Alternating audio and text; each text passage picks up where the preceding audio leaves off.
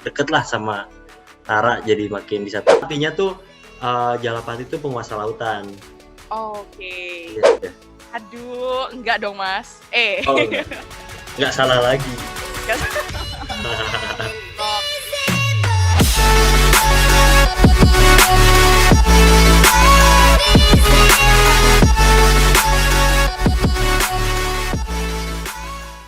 Kita kembali lagi di acara ngoceh yang paling keren ini, yaitu ngoceh ngobrol, cangkruk, dan ngeteh.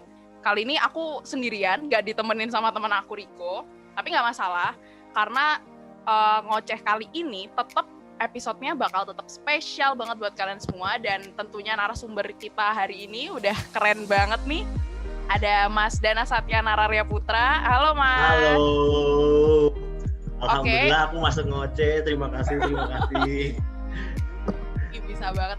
Jadi sesuai dengan topik kita malam ini ya, kita bakal bahas dan mengulik lebih lanjut tentang Marine Solar Boat Team. Nah, pasti udah pada penasaran kan? Langsung aja kita tanya-tanya, ngobrol cangkruk ngeteh sama narasumber kita yang paling gokil nih, ketua MSBT-nya langsung, Mas Dana. Halo Mas Dana, apa kabar? Halo Tara, sehat alhamdulillah. Tara sendiri gimana nih? Alhamdulillah. Gimana nih Mas? Nah Mas, ini sesuai topik malam ini, aku mau nanya-nanya dong Mas tentang Marine Solar Boat Team. Wah, iya boleh. Pasti mantap. Udah pada penasaran semua nih sama Marine Solar Boat Team. Gimana? Pastinya kita semua udah pada tahu dong, Marine Solar Boat Team itu adalah salah satu tim dari Departemen Teknik Sistem Perkapalan ITS yang udah mendunia banget. Bahkan prestasinya juga udah keren-keren banget. Dan kali ini kita bisa berkesempatan buat ngobrol langsung sama ketuanya, yaitu Mas Dana. Oke.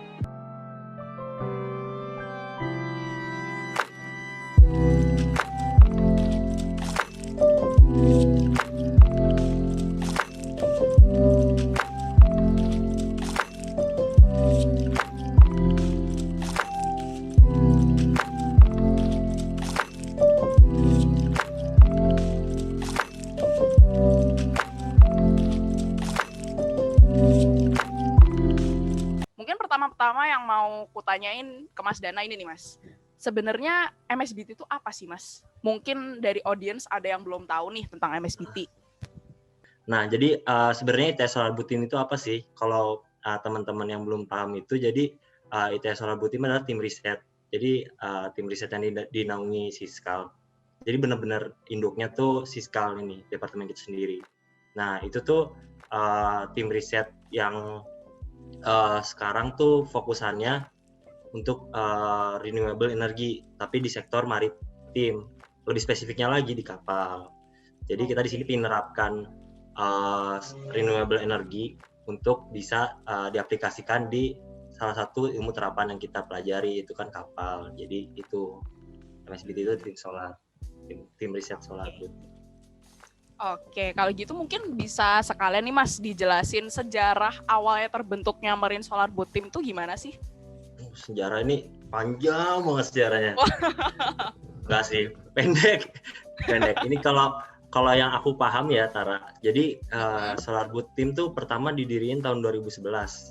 Jadi mas-mas 2011 itu dulu kepikiran buat jadi mereka tuh punya ide gimana sih caranya biar kita bisa mensatukan, bisa mengkoneksikan pulau-pulau terpencil yang ada di Indonesia. Kan karena kita tahu mayoritas di Indonesia itu kan kepulauan, jadi itu kan mayoritas itu lautan. Nah itu tuh dulu tuh kepikiran dari mas-mas 2011 gimana cara bisa menyatukan orang-orang terpencil supaya bisa saling terkoneksi. Nah di situ akhirnya dibikin judul TA. Nah dari judul TA itu ternyata direalisasikan. Jadinya dibikin tim riset khusus untuk nyelesain TA-nya mas-mas 2011 itu. Nah akhirnya terbentuk dan langsung supaya bisa tahu gimana sih ini kita risetnya itu udah berhasil atau belum, lewat perlombaan. Jadi abis dari udah terbentuk, ikut sertain buat lomba, karena dulu sampai sekarang belum ada lomba di Indonesia, jadi ikutnya lombanya di luar negeri. Kayak gitu. Kan kapalnya Marine Solar Boat Team ini kan skalanya termasuk yang cukup gede lah ya untuk skala prototipe ya kan.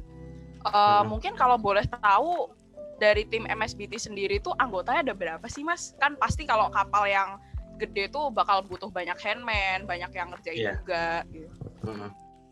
Kalau anggota ya, sebenarnya kalau anggota tuh berdasarkan kebutuhan dari timnya langsung. Jadi tiap timnya itu kepengurusannya itu kebutuhannya apa, permasalahannya apa, baru nanti dibikin kira-kira butuh anggotanya ada berapa. Jadi tiap tahun tuh beda-beda. Kalau yang aku sekarang ada 27. Wah, banyak ya. Iya banyak. Banyak Karena itu kebutuhannya banyak. Jadi butuh anggota banyak. Mungkin bisa sekalian itu Mas dijelasin kalau di MSBT itu ada divisi apa aja sih? Oh iya. Kalau yang aku sekarang jabat, jadi kalau aku nih ngebagi timnya tuh jadi dua. Yang pertama tuh dari divisi engineering sama kedua divisi manajerial. Nah yang manajerialnya itu nanti kebagi jadi dua, internal sama eksternal. Nah yang internal ini tuh mengurusi internal tim kayak progress team, cash flow team, itu di internal tuh termasuk ada bendahara juga. Jadi kayak harus keluar masuknya yang ngurus tim, terus juga surat menyurat tim itu internal. Terus yang bikin jadwal untuk kayak istilahnya hal-hal kecil kayak piket itu juga dari internal. Kalau yang eksternal itu lebih ke hubungan dengan stakeholder di luar MSBT. Jadi kayak dari eksternal itu kebagi menjadi media sama public relation, sama satu lagi sponsorship. Kalau sponsorship berurusan sama perusahaan-perusahaan, kalau media and public relation itu berurusan sama media informasi sama jadi role model untuk MSBT kayak gitu. Terus kalau misalnya yang satu lagi kan tadi engineering, nah engineering itu ada kepalanya sendiri, chief engineering namanya. Nah chief engineering ini nanti ngebawahi dua divisi, pertama electrical, satunya lagi mechanical. Nah electrical mechanical kan sama-sama rumit ya, jadi harus ada kepalanya juga, jadi di bawah divisinya itu ada kepalanya masing-masing.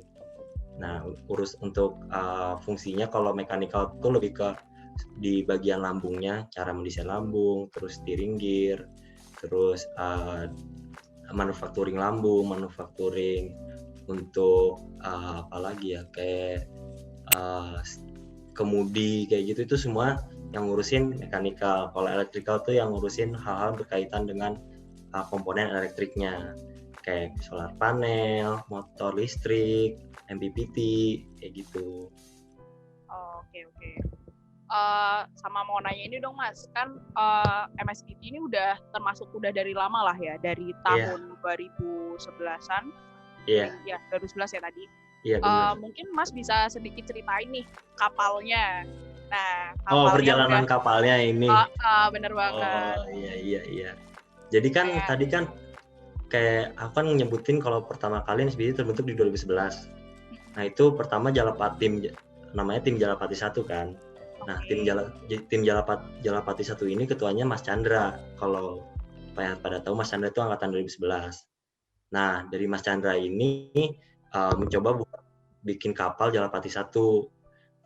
Nah di sini tuh habis kapalnya terbentuk, diikut sertain ke lomba Dong Solar Challenge. Nah Dutch Solar Challenge itu tahun 2014. Nah alhamdulillah waktu itu tuh jadi kayak tim pertama yang berhasil bawa nama Indonesia buat di kancah solar boot kayak gitu. Wah keren banget emang. Iya sumpah, aku juga kayak ngerasa sampai sekarang masih ngerasa mas-mas terdahulu ini orang-orangnya pasti keren-keren, soalnya mereka yang benar-benar memprakarsai lah, bisa menciptakan ide akhirnya direalisasikan jadi bentuk kapal, itu udah keren banget. Bener banget. Nah terus tuh akhirnya pas dari Jalapati 1 2014 itu terus diregenerasi, ada regenerasi Jalapati 2. Nah Jalapati 2 ini ketuanya Mas Gibas. Nah Mas Gibas ini ngebentuk Jalapati 2 untuk diikut sertain lomba di Dong Solar Challenge tahun 2016. Nah waktu itu ikut tahu hasil evaluasinya, akhirnya regenerasi masuk Jalapati 3. Nah Jalapati 3 ini sebenarnya secara spesifik tuh 2 kali kepengurusan. Jadi 2 kali kepengurusan darah. Pertama itu diurus sama Mas Aska, terus yang kedua itu diurus sama Mas Fadil. Nah itu tuh pertama tuh awalnya niatnya tuh mau ikut lomba di Monaco tahun 2017, tapi karena ada permasalahan sama shipping kapalnya, jadi dibatalin. Soalnya kapalnya tuh gak bisa berangkat karena dari pihak shippingnya tuh nggak sesuai lah sama si kontrak yang udah ditandatanganin. Akhirnya reborn lagi ikut lomba di 2018 di Monaco lagi di Belanda, Salah Sport One. Akhirnya alhamdulillah dari upaya jerih payahnya tuh berhasil juara 3 untuk kategori top speed. Keren banget. Alhamdulillahnya. Alhamdulillah. Iya benar, alhamdulillah. Kalau itu udah sampai Jalapati 3 ya berarti Mas? Iya, Jalapati 3. Terus sekarang aku Jalapati 4. Nah, Jalapati 4 juga kebentuk 2 kepengurusan. Pertama kepengurusan zamannya Mas Tangguh. Tahu kan Mas Tangguh yang berewok? Tahu dong. Tahu kan? Terkenal ya berewoknya ya kayaknya. Nah, itu tuh khas dia ya? Pertama ngebentuk, ya khas banget. Ngebentuk Jalapati 4 untuk mempersiapkan kapal baru. Jadi waktu itu Mas Tangguh ini punya goals biar bikin bukan udah kita nggak usah lomba-lomba lagi aja, kita bikin riset supaya bisa nanti optimal untuk buat perlombaannya. Jadi 1 tahun kepengurusan Mas Tangguh itu benar-benar cuma ngeriset, ngebentuk gimana sih kita bisa mengoptimalkan kapal kita dari evaluasi sebelum-sebelumnya. Nah habis itu baru dilanjutin sama aku, alhamdulillah. Tapi karena kita semua tahu sekarang kan pandemi seperti itu, niatan awalnya itu kan kita mau lomba, tapi akhirnya nggak terlaksana. Seperti itu. Nah, tadi ini Mas kan udah sempat disinggung ya, ada Jalapati 1, Jalapati 2, 3, sama 4. Itu mungkin bisa dijelasin nggak Mas, perbedaan antar masing-masing kapal Jalapati ini, itu ada di mananya sih? Dan tadi kan juga udah disebutin tuh Mas, kalau pasti dari tim MSGT melakukan riset terus-menerus kan untuk mengembangkan kapalnya. Nah, itu tuh mungkin bisa jelasin Mas. Kalau perbedaan dari tiap kapalnya tuh pasti kalau dari dimensi kapalnya kurang lebih sama ya. Soalnya tuh kita mencoba buat tetap bisa muat di satu kontainer. Kan satu kontainer itu 1 TEU sekitar 5 meter kali 1,8 meter. Nah, jadi dibikin range-nya segitu untuk dimensi kapalnya. Yang kedua itu untuk perbedaannya tuh lebih di bodi kapal. Jadi gimana kita bisa ngedesain supaya kapal bisa lebih cepat tapi lebih stabil. Nah itu dulu, jadi perbedaannya tuh ada perbedaan di tiap lambungnya. Di tiap lambung kapalnya beda-beda. Nah yang terakhir tuh kita pakai semi trimaran. Jadi kayak supaya kita tuh ngincernya supaya biar bisa manuvernya lebih enak. Nah tapi untuk stabilitasnya agak kurang. Ya. Nah terus kalau perbedaannya lagi di tiap generasi itu tuh di desain ininya sih, bukan desain, di komponen kapalnya. Komponen kapalnya tuh kayak komponen solar panelnya, terus komponen pembentuk dari kapalnya, bahan-bahannya beda-beda. Nah dari situ juga, terus apalagi ya, kayaknya mungkin itu sih, lebih ke komponen kapalnya yang udah lebih upgrade sama materialnya lebih bagus. Mungkin itu sih Mas, mau nanya dong, aku sebenarnya penasaran nih, dari tadi kan namanya tuh tetap ya masing-masing kapal tuh Jalapati 1, 2, 3, 4. Nah sebenarnya makna dari kapal nama Jalapati ini tuh apa sih? Kan pasti tiap nama tuh ada doa yang terselipkan ya kan? Iya bener banget. Tapi intinya artinya tuh Jalapati itu penguasa lautan. Oke. Ya jadi harapannya tuh biar bisa jadi penguasa di laut. Terus juga kayak dari nama Jalapati itu salah satu kenapa kita tetap pertahanin tuh soalnya udah jadi kayak trademark ciri khas dari tim kita.